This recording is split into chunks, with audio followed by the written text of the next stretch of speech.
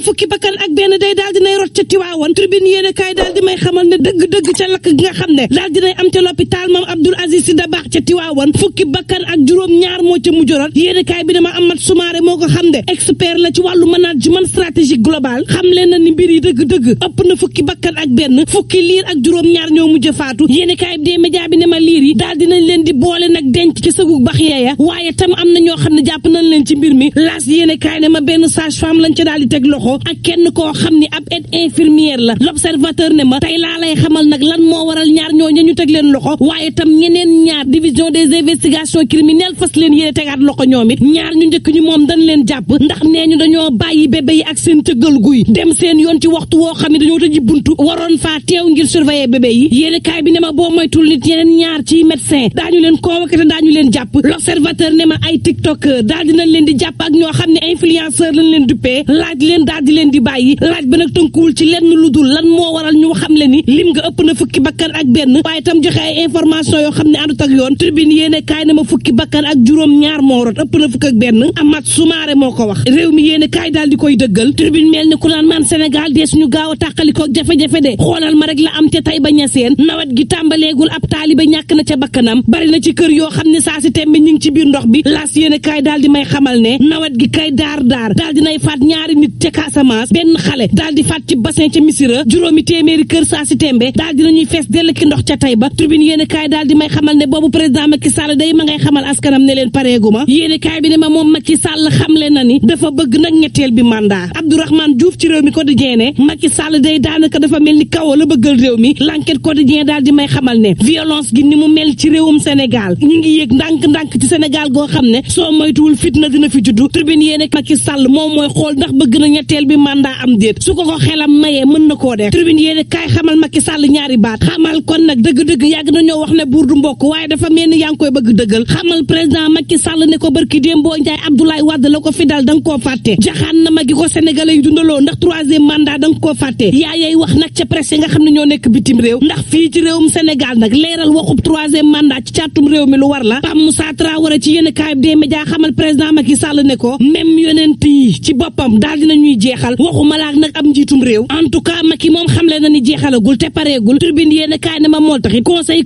constitutionnel daal ña ngay def la leen neex ci réew mi te kenn sañ ta wax yéen kaay des médias bi ne ma ay dogal yoo xam ne jël nañ ko ñaar fukki fan ak benn ci weeru mai daal di koy xamle nag ñaar fukki fan ak ñeent pour dëgg-dëgg moom la conseil constitutionnel nekkee ci réew mi ko di jeene Abdourahmane Diouf da jàpp na ni cëggal guy ga Macky Sall ca ne lu njiit njaak ci jëfinuk réew mi ak segg gi président Macky Sall la moom Abdourahmane Diouf ci yéene kaay bi ne Macky Sall demul ay élection sélection la dem mooy xool nag ñan la bëgg àndal ci élection ak ñu bëgg ta àndal te loolee mën na nërmeel réew mi attention Macky Sall bu foogee nag jamono ji li mu nekkee dañ ko cee bàyyi day mi ngi bëgg taal réew mi bés bu quotidien Macky Sall day àdduna ak Jeune Afrique Macky Sall yi dem na ci Serigne Mountakha moo taxit bés bi le quotidien xamal ma ni coowal troisième mandat day ma ngay jubati ndax Macky si boppam xamle na ni la muy liggéey ci réew mi soriantoo na ak pare Ismaïla Madior Fall ne dégguleen ma de moom Macky Sall dong mooy tànn ndax candidat lay doon am déet booba le